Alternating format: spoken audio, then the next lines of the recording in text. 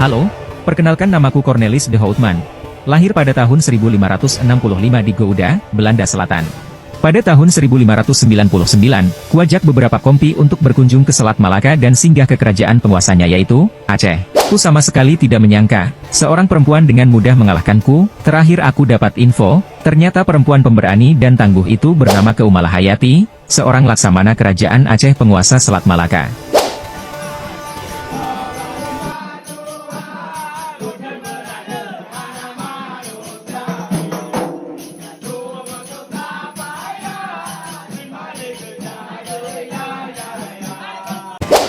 Jadi dalam video ini, Mimin akan menjelaskan latar belakang hubungan Aceh dengan Belanda, atau konflik pertama antara Aceh dengan Belanda, karena sebelumnya diketahui bahwa hubungan Aceh dengan kerajaan Belanda dikenal baik-baik saja. Kontak pertama kali antara Aceh dengan pihak Belanda terjadi pada tanggal 21 Juni tahun 1599, ketika dua buah kapal dagang bangsa Belanda di bawah pimpinan Cornelis de Houtman dan saudaranya Frederik de Houtman tiba di pelabuhan ibu kota kerajaan Aceh. Pada mulanya, kedatangan kapal-kapal Belanda ini mendapat sambutan baik dari Sultan Aceh. Pada saat itu, Aceh dipimpin oleh Sultan Alauddin Riayat Shah Al-Mukammam. Oleh karena dengan kehadiran para pedagang Belanda di Aceh, diharapkan pasaran hasil-hasil bumi kerajaan Aceh, khususnya hasil lada, akan menjadi bertambah ramai. Hal ini dapat diketahui dari sikap dan tindakan Sultan tersebut yang memberikan sejumlah kesempatan kepada para pedagang Belanda untuk dapat dengan bebas membeli sejumlah lada dari ibu kota kerajaan Aceh. Namun dalam perkembangannya, akibat dari hasutan terhadap Sultan Aceh yang dilakukan oleh para pedagang Portugis yang pada waktu itu sedang berada di kota kerajaan Aceh dan sedang berbaik pula dengan Sultan, maka menjadikan Sultan tidak senang terhadap para pedagang Belanda. Hal ini mengakibatkan adanya ketidakharmonisan hubungan antara pedagang-pedagang Belanda dengan pihak Aceh. Hasutan ini dilakukan oleh orang-orang Portugis karena mereka tidak menyenangi hadirnya pedagang-pedagang Belanda di Aceh yang dianggap sebagai saingan dagangnya. Tindak lanjut dan ketidakharmonisan hubungan ini adalah terjadinya suatu penyerangan terhadap pedagang-pedagang Belanda di atas kapal-kapalnya oleh pihak kerajaan Aceh. Akibatnya, Cornelis de Houtman yang menjadi pimpinan Belanda bersama dengan sebahagian anak buah kapalnya mati terbunuh. Sedangkan sisanya dan saudaranya Frederik de Houtman ditawan oleh tentara Aceh, kemudian menjadi tawanan di kerajaan Aceh selama 2 tahun. Dalam masa itu, dia telah berhasil menyusun sebuah karya ilmiah, yaitu sebuah kamus Melayu Belanda. Kamus ini merupakan kamus Melayu Belanda tertua di Nusantara. Tidak berapa lama sejak peristiwa de Houtman, pedagang Belanda lainnya, yakni Paulus van Kerten, dengan memimpin 2 buah kapal setelah menyelusuri beberapa pelabuhan di pantai barat Sumatera, tiba di pantai Aceh pada tanggal 21 November tahun 1600. Rupanya di sana, ia dan anak buah kapalnya telah bertindak ceroboh, yaitu dengan menenggelamkan sebuah kapal dagang Aceh, terlebih dahulu memindahkan segala muatan lada dari kapal itu ke dalam kapal-kapal mereka, dan kemudian pergi begitu saja meninggalkan pantai Aceh. Tidak lama sesudah peristiwa itu, datang lagi rombongan kapal Belanda lainnya di bawah pimpinan Jacob van den Eyck ke ibu kota kerajaan Aceh. Mereka tidak mengetahui apa yang telah dilakukan Paulus van Kerden sebelumnya terhadap sebuah kapal dagang Aceh. Sewaktu mereka mendarat di ibu kota kerajaan Aceh pada tanggal 31 Juni tahun 1601, mereka memperkenalkan diri kepada Sultan Aceh bahwa mereka adalah pedagang bangsa Belanda, datang ke Aceh untuk mengadakan perdagangan dan bermaksud membeli sejumlah lada. Ketika Sultan mengetahui bahwa mereka adalah pedagang-pedagang Belanda, maka mereka ditawan dan diperlakukan secara tidak baik. Kepada mereka diberitahukan bahwa 2 buah kapal dari bangsa mereka sebelumnya telah datang ke Aceh dan telah melarikan diri setelah menenggelamkan sebuah kapal dagang Aceh, serta membawa sejumlah lada tanpa membayarnya. Menurut Sultan, sebagai ganti kerugian, Sultan telah memutuskan untuk menawan setiap kapal dan orang-orang Belanda yang datang dan berada di Aceh. Menjelang tahun 1602, pedagang-pedagang bangsa Belanda lainnya dengan 4 buah kapal tiba di pelabuhan Aceh. Mereka sengaja datang ke Aceh atas perintah Pangeran Maurice dari negeri Belanda dengan tujuan untuk menjalankan suatu persahabatan dengan kerajaan Aceh. 4 buah kapal yang dimaksud tersebut antara lain Zeelandia, Middelburg, Loge Brecht, dan De Sonny telah berangkat dari Zeeland pada tanggal 23 Januari tahun 1601 dengan membawa 450.000 rel uang Spanyol. Harga 4 buah kapal tersebut 600.000 uang Belanda. Dalam ekspedisi tersebut telah memerlukan pula di Pulau Ajuan, salah satu pulau di Kepulauan Komoru ataupun di Afrika, untuk mendapatkan sepucuk surat rekomendasi yang ditunjukkan kepada Sultan Aceh, karena penguasa kepulauan tersebut sangat sahabat dengan Sultan Aceh. Bersama mereka dikirimkan pula hadiah-hadiah berharga dan sepucuk surat untuk dipersembahkan kepada Sultan Aceh. Isi surat tersebut secara garis besar adalah bahwa Maurice mengakui betapa baiknya sambutan yang telah diberikan oleh Sultan Aceh kepada para pedagang Belanda ketika mereka pertama kali tiba di pelabuhan Aceh. Adanya hasutan-hasutan pihak Portugis telah menyebabkan Sultan bertindak yang dirasakan oleh pedagang-pedagang Belanda yang merugikan mereka. Selanjutnya dalam surat itu dia juga memohon kepada Sultan Aceh untuk tidak mempercayai lagi hasutan-hasutan pihak Portugis tentang para pedagang Belanda yang ada di Aceh, dan memohon agar Sultan membebaskan kembali orang-orang Belanda yang sedang ditawan oleh kerajaan Aceh. Laurens Dicker sebagai salah seorang pimpinan rombongan telah mengemukakan pula bahwa rasa penyesalannya atas perbuatan yang dilakukan oleh Paulus van der Kerden dan kawan-kawannya terhadap kapal dagang Aceh. Dia menjanjikan kepada Sultan Aceh akan menuntut kompeni dagang van Kerden karena tindakan-tindakannya tersebut sesudah dia sampai kembali ke negeri Belanda. Janji Laurens Dicker ternyata benar-benar ditepati setelah dia sampai di negerinya. Mahkamah di Amsterdam kemudian telah menjatuhkan hukuman, yaitu hukuman denda atas kongsi dagang van Kerden, dengan mengharuskan kongsi dagang tersebut membayar denda sebanyak Rp50.000 uang Belanda kepada pihak Aceh. Kemudian uang sejumlah itu benar-benar telah dibayarkan kepada kerajaan Aceh. Tampaknya pihak Belanda yang dipimpin oleh Laurens Dicker ini telah berhasil meyakinkan Sultan Aceh, karena kemudian Sultan telah bersedia untuk menerima mereka dengan baik. Kemudian mereka diberikan izin untuk dapat secara bebas berdagang di Aceh. Frederik de Houtman yang sebelumnya ditawan bersama dengan pedagang-pedagang Belanda lainnya, kemudian diberikan kebebasan kembali. Suatu peristiwa yang tidak kalah penting untuk dikemukakan di sini adalah bersama dengan kembalinya kapal Laurens Dicker dan Gerard de Rooy ke negeri Belanda, oleh Sultan Aceh telah dikirim 3 orang utusannya untuk menghadap Pangeran Maurice dan Majelis Wakil Rakyat Negeri Belanda. 3 orang tersebut adalah terdiri dari Abdul Hamid, Laksamana Sri Muhammad, dan Mir Hasan. Delegasi ini tiba di negeri Belanda pada tanggal 20 Juli tahun 1602. Pihak Belanda yang pada waktu itu sedang berperang melawan Spanyol, sebagaimana diketahui bahwa Belanda melawan Spanyol selama 80 tahun, menerima utusan Aceh di dalam suatu upacara kenegaraan yang diikuti pula oleh tamu-tamu kehormatan dari beberapa negara Eropa lainnya. Salah seorang dari utusan tersebut bernama Abdul Zamad. Itu disebut istilah oleh orang Belanda. Kalau orang Aceh menyebutnya dengan Abdul Hamid, meninggal di kota Middelburg, dan atas biaya dari penguasa Kompeni Hindia Belanda Timur atau VOC, ia dimakamkan di sana. Utusan yang kedua lagi, yaitu bernama Laksamana Sri Muhammad, dan Mr. Hasan dapat pulang kembali ke Aceh dengan selamat pada tanggal 18 Desember 1603. Sesudah lebih kurang 16 bulan di negeri Belanda. Setelah terjalin hubungan baik ini, pedagang-pedagang Belanda dapat dengan bebas berdagang di Aceh. Kapal-kapal mereka yang memasuki kepulauan Indonesia maupun yang meneruskan pelayarannya ke Indochina, Tiongkok, dan Jepang dapat singgah secara leluasa di pelabuhan Aceh. Dapat disebutkan diantaranya adalah kapal yang dipimpin oleh De Met, Van Wegik, Van Heemskerk, Van Spilbergen, dan Van der Hagen. Yang tersebut terakhir adalah yang memimpin kapal yang membawa pulang utusan Aceh dari negeri Belanda. Mereka tiba di pelabuhan ibu kota kerajaan Aceh pada tahun 1603. Pada tanggal 17 Januari 1607, suatu perjanjian mengenai perdagangan dan hal-hal lain telah ditandatangani antara kompeni Belanda yang diwakili oleh Laksana Muda Oliver dengan Sultan Aceh, yaitu Sultan Ali Riaz Shah pada tahun 1604 hingga 1607. Ada 11 ketetapan yang telah dirumuskan dalam perjanjian itu. Isi perjanjian tersebut secara garis besar yaitu Sultan Aceh membebaskan pajak-pajak yang seharusnya dikenakan kepada pedagang-pedagang Belanda selama mereka berada di Aceh. Selain itu, Sultan Aceh juga bersedia memberikan izin untuk membangun sendiri suatu tempat tinggal yang tetap bagi orang-orang Belanda yang tinggal di Aceh. Di tempat-tempat itu, apabila diperlukan bagi orang-orang Belanda, diperkenankan pula membawa ahli-ahli waris dan keluarga mereka dari negerinya. Orang-orang bangsa Eropa lainnya, tanpa izin dari pihak Belanda, tidak diperbolehkan berada di tempat tersebut. Nah, kawan-kawan, dari sini kita mulai terlihat bahwa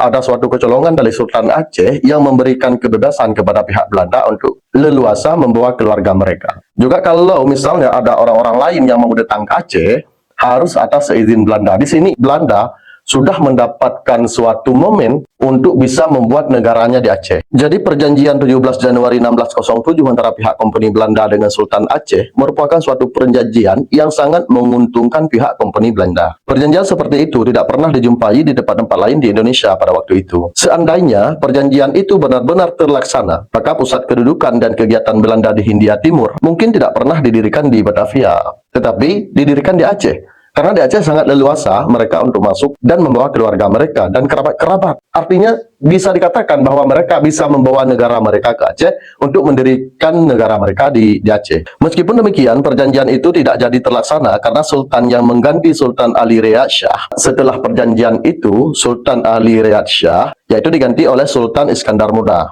yang berkuasa pada tahun 1607 hingga 1636. Oleh Sultan Iskandar Muda ini, teman-teman, membatalkan kembali perjanjian tersebut. Sehingga semua ketetapan yang telah disepakati dalam perjanjian itu tidak jadi terlaksana. Tindakan Sultan Iskandar Muda berbeda dengan Sultan sebelumnya. Iskandar Muda menyadari adanya keuntungan-keuntungan yang akan didapat dengan kehadiran pedagang-pedagang bangsa Belanda atau pedagang asing lainnya ke Aceh sebagai pembeli lada dan barang-barangnya lainnya.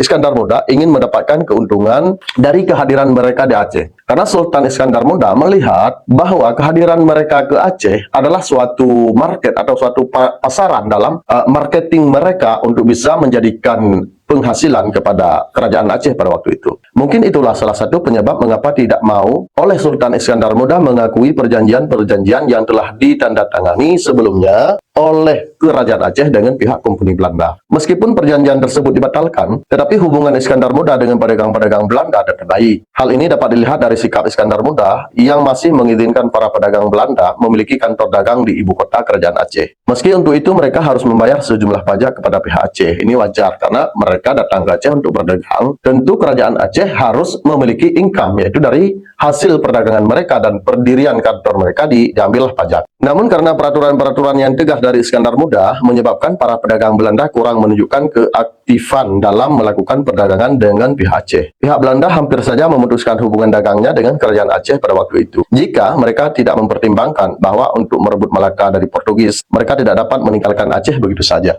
Sebenarnya pihak kerajaan Aceh dalam menetapkan peraturan yang ketat buat Belanda telah membuat Belanda ingin angkat kaki dari Aceh. Tetapi ada suatu pertimbangan daripada pihak Belanda bahwa mereka ingin menguasai Selat Malaka dari Portugis sehingga butuh bantuan dan juga kontribusi kerajaan Aceh pada waktu itu. Pada masa Sultan Iskandar Muda terdapat beberapa kapal dagang Belanda yang mengunjungi kerajaan Aceh. Di antaranya dapat disebutkan ialah kapal-kapal dagang yang dipimpin oleh Hans de Hest yang tiba di pelabuhan Aceh pada bulan Oktober 1614. Kapal-kapal dagang yang dipimpin oleh Hendrik de Hest dan rombongan kapal dagang yang dipimpin oleh Cornelis, namun karena merasa tidak menguntungkan berdagang di Aceh, ditambah lagi dengan kekerasan dan ketegasan sikap Sultan Iskandar Muda, maka pada bulan Maret 1616 pihak Belanda terpaksa menutup kantor dagang mereka di Aceh. Pada tanggal 22 April 1638, Gubernur Jenderal Kompeni Belanda yang berkedudukan di Batavia, yakni Antonio van Diemen, mengirim utusannya yang bernama Olafsen van de Tekom untuk menjumpai Sultan Aceh, yaitu Sultan Iskandar Sani. Sewaktu itu di Aceh, atas nama Kompeni India Timur atau VOC, utusan ini mengajukan 3 permintaan kepada Sultan Iskandar Sani. Pertama, ia meminta kesediaan Aceh untuk membantu pihak Belanda apabila mereka mengadakan suatu serangan terhadap Portugis di Malaka.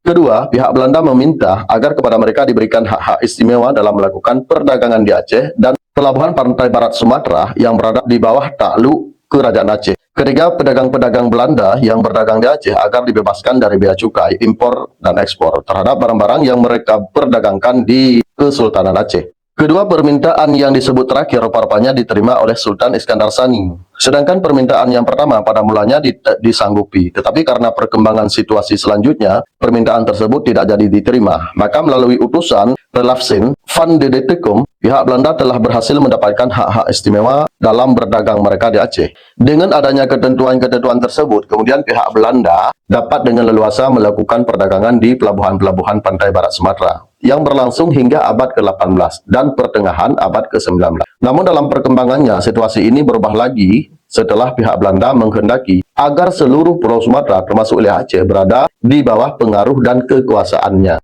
Oke sahabat Rampo, selanjutnya kita akan membahas tentang konflik sebelum Perang Belanda dan Aceh. Sebagaimana telah disinggung sebelumnya, hubungan baik antara Aceh dengan Belanda yang sudah terbina selama lebih dari 200 tahun mulai tampak retak sejak pertengahan pertama abad ke-19.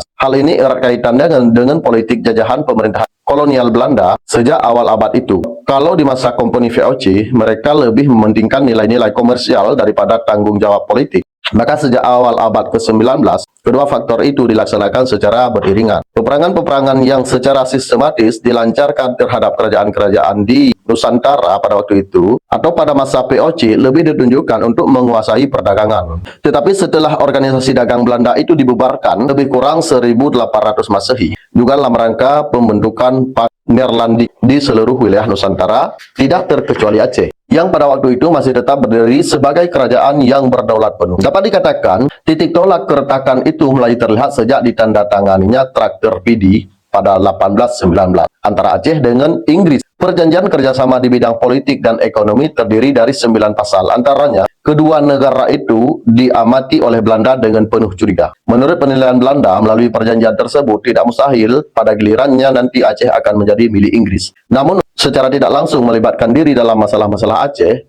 tidak memungkinkan pada waktu itu, mengingat pasal 6 Traktat Pidi yang menegaskan bahwa Sultan Aceh tidak mengizinkan warga negara Eropa lainnya untuk tinggal di Aceh dan tidak akan mengadakan dengan negara-negara Eropa tanpa sepengetahuan pemerintah Inggris. Kesempatan baik bagi pemerintah Hindia Belanda untuk campur tangan dalam masalah-masalah Aceh dalam rangka politik Pak Neerlandik di Nusantara diperoleh 5 tahun kemudian, yaitu setelah penandatanganan Traktat London 1824 Masehi antara pemerintah Belanda dan Inggris. Isi perjanjian tersebut yang terdiri dari 17 pasal pada dasarnya adalah mengenai pembagian jajahan di wilayah Indonesia dan semenanjung Tanah Melayu. Ada 3 hal isi perjanjian tersebut yang menguntungkan pihak Belanda dalam hubungan dengan rencana penaklukan Aceh. Yang pertama, pengalihan jajahan Inggris di Sumatera kepada Belanda. Ini disebut dalam pasal 9 dan 11. Menyebabkan Belanda lebih dekat dengan Aceh dan akan memudahkan untuk mengadakan gerakan infiltrasi dan subversi ke wilayah dan daerah pengaruh atau perlindungan kerajaan Aceh Darussalam. Meskipun dalam nota pemerintahan Belanda yang mengiring Traktat London itu ditegaskan bahwa pihaknya tetap menghormati kemerdekaan Aceh, namun hal itu tidak mengurangi niat pemerintah Hindia Belanda untuk melaksanakan rencana tersebut. Yang kedua, pemerintahan Inggris juga menyatakan bahwa untuk memenuhi pasal 3 Traktat London,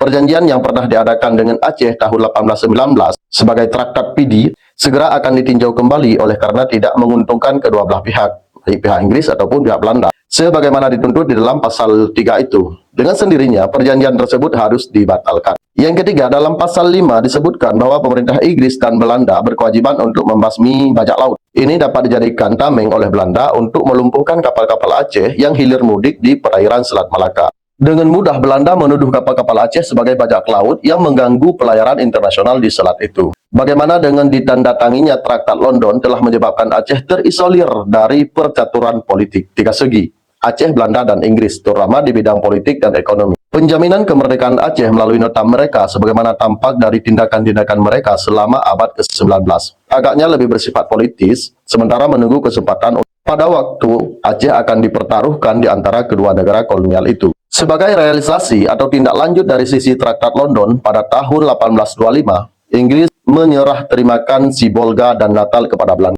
Dengan demikian, Belanda sudah berhadapan muka secara langsung dengan kerajaan Aceh, yaitu di daerah perbatasan pantai barat dan pantai timur. Kesempatan ini dipergunakan oleh Belanda untuk mengacau wilayah Aceh melalui taktik adu domba antara Sultan dengan Ule Balang, beserta dengan penguasa-penguasa daerah Talu atau perlindungan kerajaan Aceh. Jadi sejak tahun 1830-an, Belanda secara aktif mengadakan gangguan-gangguan dengan menganeksasi wilayah atau daerah pengaruh kerajaan Aceh di pesisir barat dan timur itu. Kegiatan ini lebih ditingkatkan lagi setelah ternyata Inggris tidak pernah menghubungi Sultan Aceh guna membicarakan masalah Traktat Pidi sebagai tindak lanjut dari penandatanganan Traktat London. Tampaknya Inggris enggan untuk membatalkan perjanjian yang telah diadakan dengan Aceh itu karena khawatir dengan pengaruh Belanda di Aceh yang semakin bertambah besar dan hal ini akan membahayakan hubungan dagang yang sudah dibina dengan Aceh. Oleh karena itu, Belanda semakin bernafsu untuk mengadakan kekacauan di sana.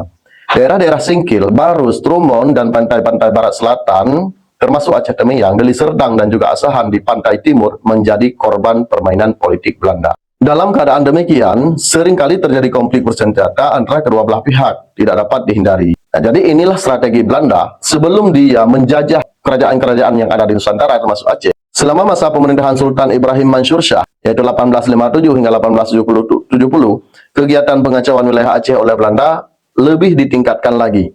Bahkan termasuk juga kegiatan spionase. Misi Courier di Dubai Cars yang dikirim Gubernur Padang Van Swieten tanggal 8 Februari 1855 sebenarnya lebih diletakkan pada tugas untuk menyelidiki suasana politik. Laporan Dubai Cars menyebutkan bahwa Sultan Aceh sangat marah kepada pemerintah Hindia Belanda karena tindakan-tindakan pengacau pencopotan wilayah Aceh yang terjadi selama ini.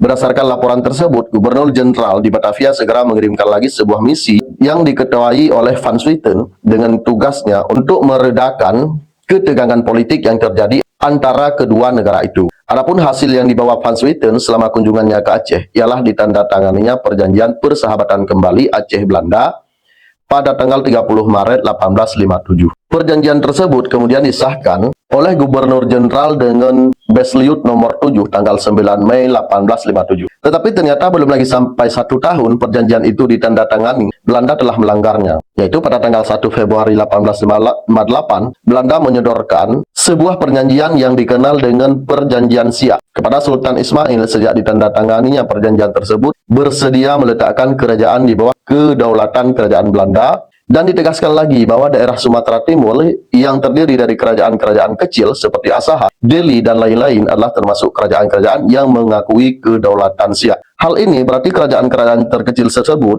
dapat sendirinya menjadi kerajaan yang bernaung di bawah kedaulatan Belanda. Justru induknya sendiri, Siak, telah bernaung di bawah kedaulatan Belanda. Sebenarnya daerah-daerah yang disebutkan di atas adalah termasuk daerah takluk atau setidaknya daerah yang mengakui di bawah kedaulatan kerajaan Aceh Darussalam.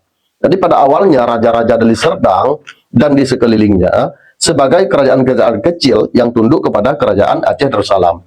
Tapi oleh Belanda dibuat suatu siasat bahwa harus tunduk kepada kerajaan Siak. Sementara kerajaan Siak itu mereka tunduknya kepada Belanda. Jadi kerajaan-kerajaan kecil ini teman-teman tidak lagi tunduk kepada kerajaan Aceh. Karena tindakan Belanda yang demikian maka hubungan kerajaan Aceh dengan Belanda menjadi tegang kembali. Bahkan sebagai akibat dari perjanjian Siak itu timbul pula keretakan antara kerajaan Aceh dengan kerajaan Siak mengenai masalah daerah perbatasan. Dan demikian untuk kesekian kalinya konflik bersenjata antara Belanda dan Aceh tidak terhindari lagi, terutama dalam usaha pihak Aceh untuk menegakkan kedaulatannya di sana. Jadi akibat daripada perebutan kerajaan-kerajaan kecil dan sikap Belanda yang mengadu domba kerajaan-kerajaan kecil yang ada di Sumatera untuk tunduk ke kerajaan Siak, membuat kerajaan Aceh pada waktu itu marah. Dengan kemarahan kerajaan Aceh, maka kerjasama dagang antara Aceh dengan Belanda sudah menjadi retak. Dan disinilah awal mula terjadi konflik yang lebih besar antara pihak Aceh dengan Belanda, sebelum akhirnya ini benar-benar terjadi peperangan frontal, sehingga Sultan Aceh harus bergerilya ke hutan-hutan untuk memerangi Belanda yang sudah sangat jauh memasuki dalam wilayah politik Aceh. Baik teman-teman, mungkin ini saja video pada kesempatan ini yang dapat kita sampaikan. Kalau ada yang kurang atau salah, mohon Anda berikan komentar di kolom komentar. Sekali lagi saya akan mengajak para teman-teman untuk mendukung channel ini dengan cara subscribe, like, komen, dan share. Terima kasih.